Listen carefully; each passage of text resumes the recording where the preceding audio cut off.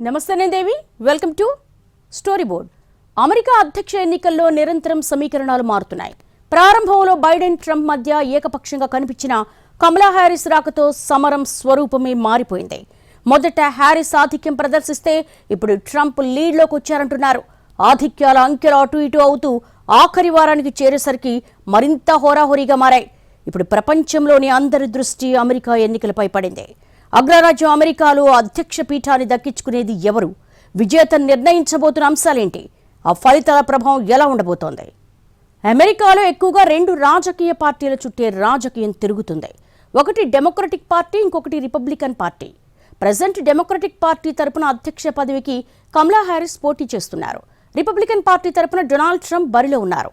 విద్య, ఉపాధి, ఆర్థిక ప్రగతి, వైద్య రంగం, ఇమిగ్రేషన్ పాలసీలో సంస్కరణలు వంటి అంశాల చుట్టే అమెరికాలో ప్రధానంగా ఎన్నికల ప్రచారం తిరుగుతోంది. అమెరికా ఎన్నికలు దగ్గర పడ్డాయి. ఎవరు గెలుస్తారనే ఉత్కంఠ పెరిగిపోతోంది. సర్వేలు కొన్నాళ్లు హ్యారిస్ కు, మరికొన్నాళ్లు ట్రంప్ కు లీడ్ ఇస్తున్నాయి.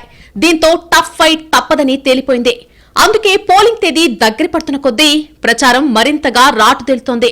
సంప్రదాయ భావాలు పక్కకెళ్లిపోయి అనూహ్య ఎత్తుగడ్లు ముందుకొస్తున్నాయి. మొదట్లో వలసల విషయంలో ట్రంప్ వైఖరే కఠినంగా ఉండేది. కానీ ఇప్పుడు హ్యారిస్ కూడా వలస విధానాలు మారాల్సి ఉందని చెప్పాల్సొచ్చింది. కీలక అంశాల విషయంలో పోటీదారులిద్దరూ రాజీ ధోరణిలో మాట్లాడుతూ ఓటర్లను మరింత గందరగోళంలో పడేస్తున్నాయి. రిపబ్లికన్, డెమోక్రాట్ విధానాలు ఏంటో అమెరికా ఓటర్లకు తెలుసు. కానీ హ్యారిస్, ట్రంప్ ప్రచారంలో ఇస్తున్న ట్విస్టులు మామూలుగా లేవు. చివరకు ఎవరొచ్చినా ఒకే రకమైన విధానాలుంటాయనే తరహాలో క్యాంపెయిన్ జరుగుతోంది.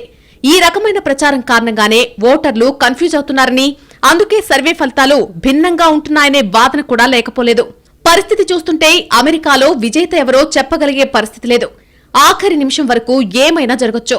ఎర్లీ ఓటింగ్ లో ఒక ట్రెండ్, అసలు పోలింగ్ లో మరొక ట్రెండ్, మెయిల్ ఇన్ ఓటింగ్ లో ఇంకో ట్రెండ్ కనిపించినా ఆశ్చర్యపోనక్కర్లేదనే విశ్లేషణలున్నాయి. పోలింగ్ ముందు కంటే పోలింగ్ తర్వాతే అసలైన కథ మొదలవుతుందనే అంచనాలున్నాయి. అమెరికాలో ఎన్నికల ప్రచారం 3 రకాలుగా జరుగుతోంది. క్యాండిడేట్ మీటింగ్స్ పేరుతో సభలు జరుగుతున్నాయి. కానీ భారత్ లో జరిగినట్టు భారీ బహిరంగ సభలు కాదు. టీవీల్లో, రేడియోలో, సోషల్ మీడియాలో ప్రచారం చేస్తున్నారు. అలాగే మెయిల్, పోస్టుల ద్వారా కూడా తమకు ఓటేయాలని వేడుకుంటారు. అలాగే ఆయా పార్టీల వాలంటీర్లు గడప గడపకు వచ్చి ఓట్ల కోసం అభ్యర్థిస్తారు. అమెరికాలో 3 రకాల ఓటేయొచ్చు. అవి ఎన్నికల రోజు నేరుగా పోలింగ్ బూత్ కు వెళ్లి ఓటేయడం, absentee voting through mail, early voting in person. అమెరికాలో 4 ఏళ్లకోసారి ఎన్నికలు జరుగుతాయి. ఖచ్చితంగా నవంబర్లో తొలి సోమవారం తర్వాత వచ్చే, అంటే మంగళవారం ఎన్నికలు జరుగుతాయి. 1845 నుంచి ఇదే సంప్రదాయాన్ని అనుసరిస్తున్నారు. అమెరికాలో ఎన్నికల నిర్వహణను federal election commission, US election assistance కమిషన్లు చూసుకుంటాయి. అమెరికా అధ్యక్ష ఎన్నికలు యావత్ ప్రపంచం దృష్టిని ఆకర్షిస్తున్నాయి. వైట్ హౌస్ లో కొలువుదీరే అమెరికా అధ్యక్షుడి ఎన్నిక కోసం మిగతా దేశాలు కూడా ఎదురుచూస్తున్నాయి. ప్రపంచంలో అత్యంత పురాతనమైన రాజ్యాంగం, ప్రజాస్వామ్యబద్దమైనటువంటి వ్యవస్థ ఉన్న అమెరికా ఎన్నికల ప్రక్రియలో ఈ నవంబర్ 5వ తేదీన ఓటింగ్ జరగడం ద్వారా ఒక ప్రధాన ఘట్టం ముగినుంది. ఈసారి అమెరికా అధ్యక్ష పదవి కోసం అటు రిపబ్లికన్ పార్టీ నుంచి డొనాల్డ్ ట్రంప్, ఇటు డెమోక్రటిక్ పార్టీ నుంచి కమలా హ్యారిస్ పోటీ పడుతున్నారు. అమెరికా అధ్యక్షుడినే సర్వోన్నత నేతగా గుర్తిస్తారు. అమెరికా టెక్నాలజీలో యావత్ ప్రపంచంలోనే ముందు వరుసలో ఉన్నప్పటికీ అక్కడ బ్యాలెట్ పద్ధతిలోనే ఎన్నికలు జరుగుతాయి. ప్రజలు పోస్ట్ ద్వారా కూడా ఓటు వేయొచ్చు. అమెరికాలో 6 టైం జోన్లు ఉండడం వల్ల వివిధ రాష్ట్రాల్లో వేర్వేరు సమయాల్లో ఓటింగ్ జరుగుతుంది. దీని కారణంగా ప్రతి రాష్ట్రంలో ఓటింగ్ సమయం కూడా మారిపోతుంది. ఇది కాకుండా దాదాపు ప్రతి రాష్ట్రం అనేక వారాల ముందుగానే వ్యక్తిగతంగా ఓటింగ్ లేదా పోస్ట్ ద్వారా ఓటు వేయడాన్ని అనుమతిస్తారు. ఇండియానా, కెంటకీ లాంటి కొన్ని రాష్ట్రాల్లో పోలింగ్ సాధారణంగా ఉదయం 6 గంటలకు ప్రారంభమవుతుంది. అలాస్కా వంటి రాష్ట్రాల్లో పోలింగ్ నవంబర్ 6న అర్ధరాత్రి 1 గంట వరకు సాగుతుంది. అమెరికాలో పోలింగ్ ముగిసిన వెంటనే ఓట్ల లెక్కింపు ప్రారంభమవుతుంది. రాష్ట్ర, స్థానిక అధికారులు ఓట్లను సేకరించి ధృవీకరిస్తారు. అమెరికాలో మొత్తం 50 రాష్ట్రాలు ఉన్నప్పటికీ అధ్యక్ష ఎన్నికల్లో కొన్ని రాష్ట్రాలు మరిన్ని రాష్ట్రాల కంటే ఎక్కువ ప్రభావం చూపుతాయి. వీటిని స్వింగ్ స్టేట్స్ అంటారు. తటస్థ ఓటర్లు అధికంగా ఉండడం వల్ల అధ్యక్ష ఎన్నికలను మలుపు తిప్పగలిగే ఈ స్వింగ్ స్టేట్స్ జాబితాలో Arizona, Georgia, Michigan, Nevada, North Carolina, Pennsylvania, Wisconsin ఉన్నాయి. ఈ తరుణంలో స్వింగ్ స్టేట్స్ లో విజయాన్ని సాధించేందుకు డెమోక్రటిక్ అభ్యర్థి కమలా హ్యారిస్, రిపబ్లికన్ పార్టీ అభ్యర్థి డొనాల్డ్ ట్రంప్ తీవ్రంగా శ్రమిస్తున్నారు. ఎన్నికల ప్రచారం చివరి దశకు చేరుకోవడం ఇద్దరు అభ్యర్థులు స్వరం పెంచేశారు. తాజాగా ట్రంప్ పై కమల విరుచుకుపడ్డారు. ట్రంప్ అసమర్థుడని, అధ్యక్ష పదవికి కరెక్ట్ కాదని, ఆయనొక నియంత అంటూ తీవ్ర ఆరోపణలు చేశారు. ఇదే సమయంలో రాజ్యాంగానికి కట్టుబడి ఉండే సైన్యం ట్రంప్కు నచ్చదు. అమెరికా రాజ్యాంగానికి కట్టుబడి ఉంటానని ఆయన చేసిన ప్రతిజ్ఞను గతంలో ఉల్లంఘించారు. గత వారమే తన సహచర అమెరికన్లను అంతర్గత శత్రువులుగా పేర్కొన్నారు. ఇక తనపై ఆరోపణలకు ట్రంప్ కూడా కౌంటర్ ఇచ్చారు. ఎన్నికల్లో ఒకవేళ కమలా హ్యారిస్ గెలిస్తే అమెరికాలో చైనా ఆడుకుంటుంది, ఆమెనొక చిన్న పిల్లను చేసి జిన్పింగ్ గేమ్ ఆడుకుంటారని సెటైర్లు వేశారు. అమెరికాలో పోలింగ్ రోజుకు ముందే 41 మిలియన్లకు పైగా అమెరికన్లు తమ ఓటు హక్కును వినియోగించుకున్నారు. స్వింగ్ స్టేట్స్ లో ఒకటైన మిషిగన్ లో అరబ్ అమెరికన్లు ఎక్కువగా ఉంటారు. ఇజ్రాయెల్ కు అమెరికా మద్దతివ్వడంపై అరబ్ అమెరికన్ల నుంచి బైడెన్ ప్రభుత్వం వ్యతిరేకత ఎదుర్కొంటోంది. దాంతో ప్రధానంగా మిషిగన్ రాష్ట్రంపై కమలా హ్యారిస్ దృష్టి సారించారు. ఇదిలా ఉండగా ఎవాంజలికల్స్, కన్జర్వేటివ్ క్రిస్టియన్ ఓటర్లు అధికంగా ఉన్న జార్జియాపై రిపబ్లికన్ అభ్యర్థి డొనాల్డ్ ట్రంప్ ఆశలు పెట్టుకున్నారు. అక్కడి ఓట్లను సమీకరించడమే లక్ష్యంగా ట్రంప్ జార్జియాపై దృష్టి పెట్టారు. అమెరికా ఎన్నికల్లో యుద్ధాలతో పాటు లింగ వివక్ష కూడా బలమైన ప్రభావం చూపే అవకాశం కనిపిస్తోంది. వీటిని అడ్వాంటేజ్ గా మలుచుకోవాలని ట్రంప్ తీవ్రంగా ప్రయత్నిస్తున్నారు. అటు హ్యారిస్ కూడా ట్రంప్కు ధీటుగా వ్యూహరచన చేస్తున్నారు. 2017లో ట్రంప్ అమెరికా అధ్యక్షుడయ్యాక తన మొదటి నెలలోనే Iraq, Syria, Iran, Libya, Somalia, Sudan, Yemen వంటి ముస్లిం మెజారిటీ దేశాల నుంచి ప్రజలను అమెరికాకు రాకుండా నిషేధం విధించారు. సిరియా శరణార్థుల ప్రవేశంపై నిరవధిక నిషేధం విధించారు. మిగతా శరణార్థులందరి ప్రవేశంపై 4 నెలల నిషేధం విధించారు ట్రంప్. 2021లో బైడెన్ అధికారంలోకి రాగానే ఆ నిషేధాన్ని ఎత్తివేశారు. ఇజ్రాయెల్ కు అమెరికా నుంచి అందుతున్న సహాయంపై అమెరికాలోని అరబ్ అమెరికన్ ముస్లిం ఓటర్లలో ఆగ్రహం ఉంది. దీన్ని అనుకూలంగా మలుచుకోవాలని ట్రంప్ భావిస్తున్నారు. బైడెన్ తో పాటు కమలా హ్యారిస్ తీరుపై అరబ్ అమెరికన్, ముస్లిం ఓటర్లు నిరాశకు లోనయ్యారని ట్రంప్ ప్రచారం చేస్తున్నారు. తక్షణం యుద్ధాన్ని ఆపాలనుకునే ఓటర్లు తనతో కలిసి రావాలని పిలుపునిస్తున్నారు. అదే సమయంలో బైడెన్ ప్రభుత్వం ఇజ్రాయెల్ కు సరిగ్గా సహాయం చేయడం లేదని ఇజ్రాయెల్ మద్దతుదారులు భావిస్తున్నారు. మరోవైపు ఎన్నికల్లో తాను ఓడిపోతే యూదులు భారీ మూల్యం చెల్లించుకోవాల్సి వస్తుందని ట్రంప్ హెచ్చరించారు. కమలా హ్యారిస్ గాజాలో కాల్పుల విరమణను ప్రతిపాదిస్తున్నారు. ఆమె పాలస్తీనియన్ల కోసం ప్రత్యేక దేశానికి మద్దతిస్తున్నారు. పాలస్తీనా మద్దతుదారులు, యుద్ధ వ్యతిరేక కార్యకర్తలు కమలా హ్యారిస్ లక్ష్యంగా ప్రశ్నలు సంధిస్తున్నారు. మిడిల్ ఈస్ట్ లో ఇజ్రాయెల్ కు సంబంధించి బైడెన్ ప్రభుత్వ విధానాలకు భిన్నంగా మీ విధానం ఎలా ఉంటుంది అని కమలా హ్యారిస్ ను అడుగుతున్నారు. మిషిగన్ తో సహా దేశవ్యాప్తంగా ఉన్న ముస్లిం, అరబ్ అమెరికన్ ఓటర్లు మిడిల్ ఈస్ట్ లో యుద్ధానికి ముగింపు పలకాలని కోరుకుంటున్నారు. ప్రతి ఒక్కరూ శాంతి, స్థిరత్వం తిరిగి రావాలని అనుకుంటున్నారని ట్రంప్ చెబుతున్నారు. అధికారంలోకి వస్తే యుద్ధాన్ని ఆపుతానని ట్రంప్ హామీ ఇస్తున్నారు. ఇంతకు ముందు తాను అధ్యక్షుడిగా ఉన్నంతకాలం కొత్త యుద్ధంలోకి తీసుకెళ్లలేదని గుర్తు చేస్తున్నారు. దీంతో అరబ్ అమెరికన్, ముస్లిం ఓటర్ల ముందు ట్రంప్ మంచి ఆప్షన్ గా కనిపిస్తున్నారు. అమెరికా పురుష ఓటర్లలో రిపబ్లికన్ అభ్యర్థి డొనాల్డ్ ట్రంప్ కే భారీ ఆదరణ కనిపిస్తుండగా మహిళలు మాత్రం డెమోక్రాట్ల అభ్యర్థి కమలా హ్యారిస్ వైపే మొగ్గు చూపుతున్నారు. అగ్రరాజ్యంలోనూ రాజకీయంగా నెలకొని ఉన్న లింగ వివక్షను ఇది ప్రతిబింబిస్తోంది. ఎన్నికల ఫలితాలను నిర్ణయించడంలో కూడా ఈ అంశం కీలకంగా మారింది. హ్యారిస్ తొలి నుంచి ఇలాంటి గుర్తింపు రాజకీయాల జోలికి వెళ్లలేదు.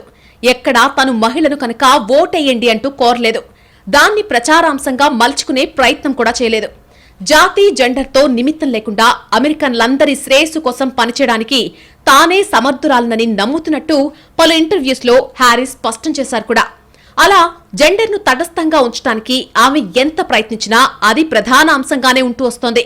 ఎందుకంటే మేడం ప్రెసిడెంట్ అనేది అమెరికాకు చాలా కొత్త విషయం. ఇప్పటిదాకా ఒక్క మహిళ కూడా అత్యున్నత పీఠాన్ని అధిరోహించింది లేదు. ఈ తరుణంలో హ్యారిస్ ప్రెసిడెంట్ అవడమనే ఆలోచననే కొందరు ఓటర్లు ఇష్టపడుతున్నారు. పలువురు అమెరికన్లు మాత్రం ఈ తరహా కొత్తదనాన్ని ఇబ్బందికరంగా భావిస్తున్నారు. హ్యారిస్ తన ప్రచారంలో ఎక్కడా జెండర్ విషయాన్ని ప్రస్తావించకపోయినా లైంగికత అనేది అమెరికా సమాజంలోనే అంతర్లీనంగా దాగుందని, అధ్యక్షురాలిగా ఒక మహిళకు ఓటేయడానికి చాలా మందికి ఇదొక అడ్డంకిగా కనిపిస్తోందని భావిస్తున్నారు. ట్రంప్ ప్రచార బృందం కూడా పైకి జెండర్తో సంబంధం లేదని చెబుతున్న హ్యారిస్ బలహీనరాలు, నిజాయితీ లేని వ్యక్తి, ప్రమాదకరమైన ఉదారవాది. ఈ తరహా ప్రచారంతో ఊదరగొట్టేస్తున్నారు. అమెరికా ప్రజలు ఆమెను తిరస్కరించడం ఖాయమంటున్నారు. అంతేగాక అధ్యక్ష అభ్యర్థుల్లోని ఈ లింగపరమైన తేడా తమకే లాభిస్తుందని ట్రంప్ ప్రచార బృందం బహిరంగంగానే చెప్పేస్తోంది. ఫలితంగా ట్రంపే గెలుస్తారని తాము నమ్ముతున్నట్టు చెప్పుకొస్తోంది. సమాజంలో తన స్థానంపై మహిళల దృక్కోణంలో 2016 నుంచి పెను మార్పులొచ్చాయి. 2017లో మీటూ ఉద్యమం పని ప్రదేశాల్లో మహిళలు ఎదుర్కొనే వివక్షపై సమాజంలో అవగాహనెంతో పెంచింది. మహిళల గురించి మాట్లాడే విధానాన్ని మార్చింది. కానీ భిన్నత్వం, సమానత్వం ఇలాంటి అంశాల్లో అంతటి పెద్ద ముందడుగును జీర్ణించుకునే స్థితిలో అమెరికా సంప్రదాయ యువకులు లేనేలేరు. దీన్ని కేవలం తమకు వ్యతిరేకంగా జరుగుతున్న ప్రచారంగా వారు భావిస్తున్నారు. అధ్యక్ష రేసులో లింగ అంతరం ప్రారంభమైందన్న తాజా సర్వే ఫలితాలు ఇందుకు అద్దం పట్టేవే. అమెరికాలో పురుషులు ప్రధానంగా ట్రంప్ మద్దతుదారులుగానే ఉన్నారు. హ్యారిస్ ను బలమైన నేతగా చూసే పురుషులు కూడా తక్కువగానే ఉన్నారు. యువకులు చాలా వరకు ట్రంప్, ఎలాన్ మస్క్ బ్రో కల్చర్లో నిండా మునిగి తేలుతున్నారు. డెమోక్రాట్లు ఎంతసేపు మహిళలు, గర్భస్రావ హక్కులు, ఎలిజిబిలిటీ సంస్కృతి గురించి మాట్లాడుతున్నారు.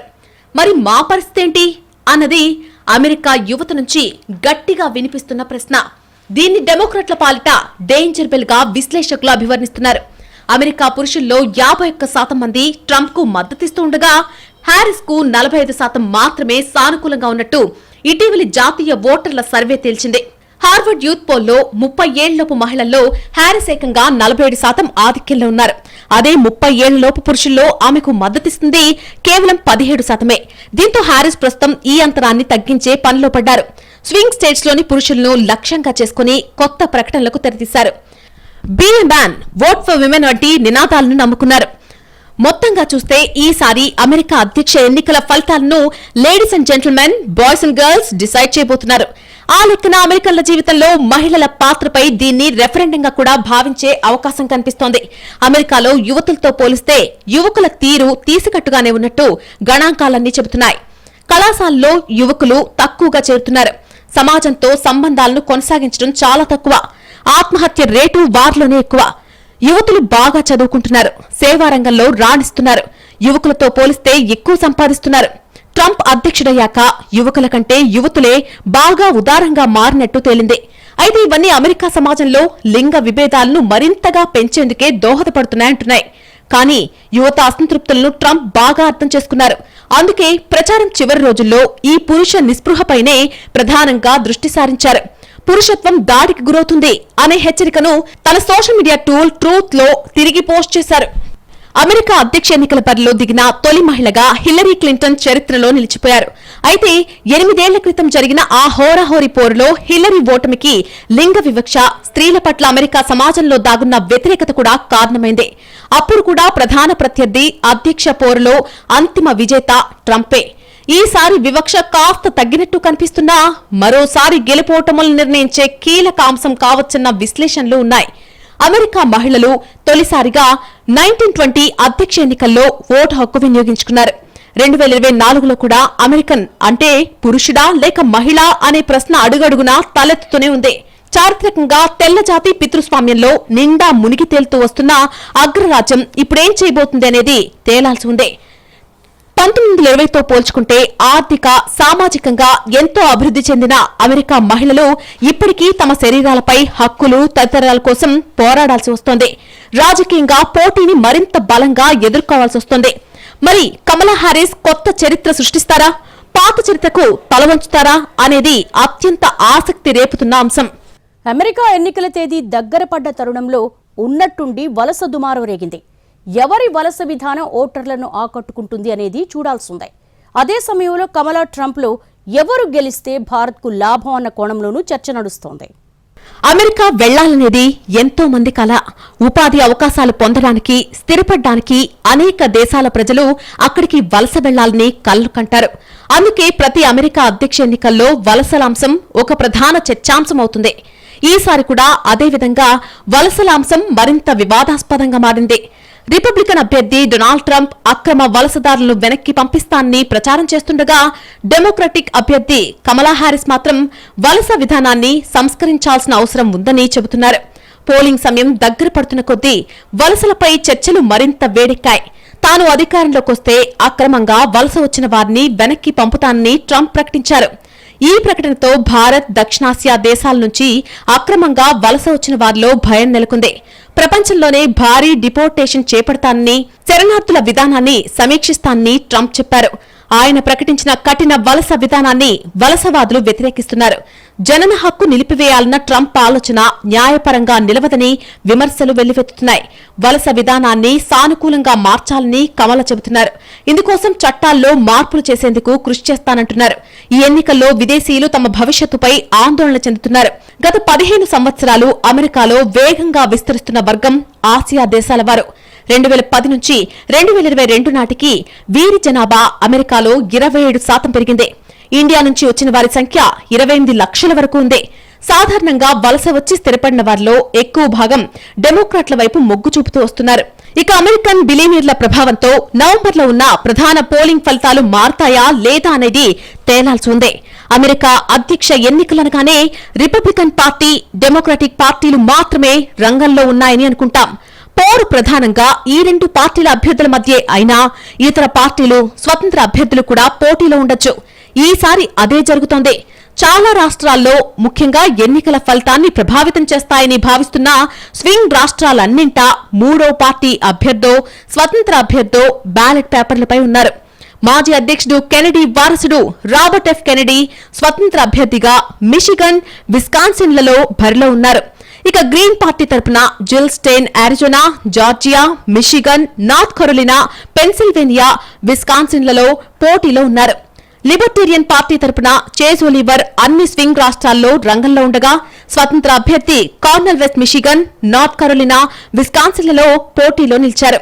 కీలకమైన స్వింగ్ స్టేట్స్ లో వీరు బరిలో నిలవడం రిపబ్లికన్ల కంటే డెమోక్రాట్లను ఆందోళనకు గురిచేస్తుందంటున్నారు. రష్యాతో 2.5 ఏళ్లుగా యుద్దం చేస్తున్న ఉక్రెయిన్ కు అమెరికా అధ్యక్ష ఎన్నికలు కీలకంగా మారాయి. డెమోక్రటిక్ అభ్యర్థి కమలా హారిస్ గెలిస్తే పర్వాలేదు కానీ రిపబ్లికన్ల అభ్యర్థి డొనాల్డ్ ట్రంప్ విజయం సాధిస్తే పరిస్థితి ఏంటనే అంతర్మదనం ఉక్రెయిన్ నాయకత్వంలో మొదలైంది. యుద్ధానికి ముగింపు పలుకుతామన్న ట్రంప్ వ్యాఖ్యలు కాస్త ఊరట కలిగిస్తున్నప్పటికీ నాటో సభ్యత్వం కోసం తాము చేస్తున్న ఈ పోరాటం సంగతి ఏంటి అనే ఆందోళన వ్యక్తమవుతోంది. ఉక్రెయిన్కే కాదు, భారత్ కు కూడా పోటీదారులిద్దరి విషయంలో కొన్ని లెక్కలున్నాయి. కశ్మీర్ లాంటి కీలక అంశాల్లో కమలా హారిస్ గతంలో భారత్ కు ఇబ్బంది కలిగించేలా మాట్లాడారు. ఆర్టికల్ 370 రద్దు సమయంలో అవసరమైతే జోక్యం చేసుకుంటామని మాట్లాడారు. అంటే భారత అంతర్గత వ్యవహారంలో జోక్యం చేసుకోవడానికి వెనుకాడబోమని ఆమె చెప్పకని చెప్పేశారు. ప్రధాని మోడీ అమెరికాలో పర్యటించిన సందర్భాల్లోనూ కమలతో భేటీలకు పెద్దగా ప్రాధాన్యం కనిపించలేదు. కశ్మీర్ విధానం అటుంచితే ఆమె ఉపాధ్యక్షురాలుగా ఉన్న ప్రస్తుత అమెరికా ప్రభుత్వం భారత్లో పౌర హక్కులు, ప్రజాస్వామ్యం గురించి ఇబ్బందికర ప్రకటనలు చేసింది. మైనార్టీలకు భారత్లో రక్షణ లేదంటూ ఆందోళన వ్యక్తం చేసింది. ఢిల్లీ ముఖ్యమంత్రి అరవింద్ కేజ్రీవాల్ అరెస్టుపైన స్పందించింది. ఒకవేళ హారిస్ గెలిస్తే భారత్ పట్ల ఇవే విధానాలను కొనసాగిస్తారేమో అనేది అనుమానం. హారిస్ తో భారత్ కున్న ఇబ్బందుల్లో మరొక ప్రధాన అంశం ఆమె ఉపాధ్యక్ష అభ్యర్థి టిమ్ వాల్జ్. చైనాతో వాల్జ్ కు సన్నిహిత సంబంధాలున్నాయని పేరుందే. వలస విధానాలు, ఇంధన రంగాల్లో మాత్రం కమల గెలిస్తే భారతీయులకు మేలు జరుగుతుందనే భావన ఉంది. డెమోక్రాట్ల ప్రభుత్వంలో వీసాలు ఉదారంగా ఉంటాయని, అవి మన ఐటీ రంగానికి మేలు చేస్తాయని అంటారు. అలాగే పునరుత్పాదక ఇంధన రంగంలో కూడా కమలా హారిస్ భారత్ కు అండగా నిలిచే అవకాశం ఉంది. 2016లో తొలిసారి అమెరికా అధ్యక్షుడిగా ఎన్నికయ్యాక భారత్ పట్ల సానుకూల వైఖరి కనబరచడం ట్రంప్ పట్ల చాలా మంది భారతీయుల్లో మొగ్గుకు ప్రధాన కారణం. మోడీ సారథ్యంలోని భారత ప్రభుత్వం కూడా ఇదే కోరుకుంటుంది అనేది అనేక మంది భావిస్తున్నారు. ట్రంప్, మోడీ చేయి కలిపి గతంలో అహ్మదాబాద్లో భారీ సభ కూడా పెట్టారు. అమెరికాతో కొన్ని అంశాల్లో విభేదాలున్నా ట్రంప్ హయాంలో ద్వైపాక్షిక బంధం బలపడింది అనేది భారత విదేశాంగ శాఖ కూడా అంగీకరించిన వాస్తవం. ట్రంప్ మళ్లీ పదవిలోకొస్తే భారత వ్యవహారాల్లో అమెరికా జోక్యం కాసింత తగ్గొచ్చు. చైనా పట్ల ట్రంప్ కఠిన వైఖరి బహిరంగ రహస్యం. అమెరికా వాణిజ్య సప్లై చైన్ చైనాపై ఆధారపడకుండా చూస్తానని ట్రంప్ ఇప్పటికే ప్రకటించారు కూడా. ఇది భారత్ కు లాభం కలిగించే పరిణామం. ట్రంప్ పదవిలోకొస్తే రష్యా, ఉక్రెయిన్ యుద్ధ పరిస్థితుల్లోనూ మార్పు రావచ్చు. ఆ యుద్ధంతో ఇప్పటికే అన్ని దేశాల ఆర్థిక పరిస్థితులపై ప్రభావం పడింది. యుద్ధం ఆగిపోతే భారత్ సహా అనేక దేశాలకు మేలు జరుగుతుంది. అలాగని ట్రంప్ వస్తే భారత్ కంతా మేలే జరుగుతుందని అనుకోవడానికి ఏం లేదు. భారత వాణిజ్య విధానాలు అమెరికాకు నష్టం చేకూరుస్తున్నాయంటూ ట్రంప్ విమర్శిస్తూ వస్తున్నారు. భారత్ ను ఆయన సుంకాల రాజుగా అభివర్ణించారు. ఇప్పుడు కూడా అదే మాటపై ఉన్నారు. అధికారంలోకి వస్తే భారత వస్తువులపై దిగుమతి సుంకం పెంచడానికి ట్రంప్ వెనకాడబోరు. వాణిజ్యపరంగా ట్రంప్ అనుసరించే అమెరికా ఫస్ట్ అనే విధానం భారత్ కు ఇబ్బందులు సృష్టించే అవకాశం ఉంది. అయితే ఎవరు గెలిచినా అందుకు తగ్గట్టుగానే వ్యూహాలతో భారత్ సర్కార్ రెడీగానే ఉందనే మాట గట్టిగా వినిపిస్తోంది. 2024 ఎన్నికల తర్వాత అమెరికాలో అశాంతికి ఆజ్యం పోయడానికి, రాజకీయ విభేదాలను మరింతగా పెంచడానికి చైనా, రష్యా, ఇరాన్లతో సహా కొన్ని విదేశీ శక్తులు ప్రయత్నిస్తున్నాయని, యుఎస్లో ఎన్నికల తర్వాత ఏదో చాలా పెద్ద ప్రమాదం జరిగే అవకాశముందని నిఘా వర్గాలు చెబుతున్నాయి. దీంతో పోలింగ్ తర్వాత ఏం జరుగుతుందోననే ఆందోళన కూడా అమెరికన్లలో లేకపోలేదు.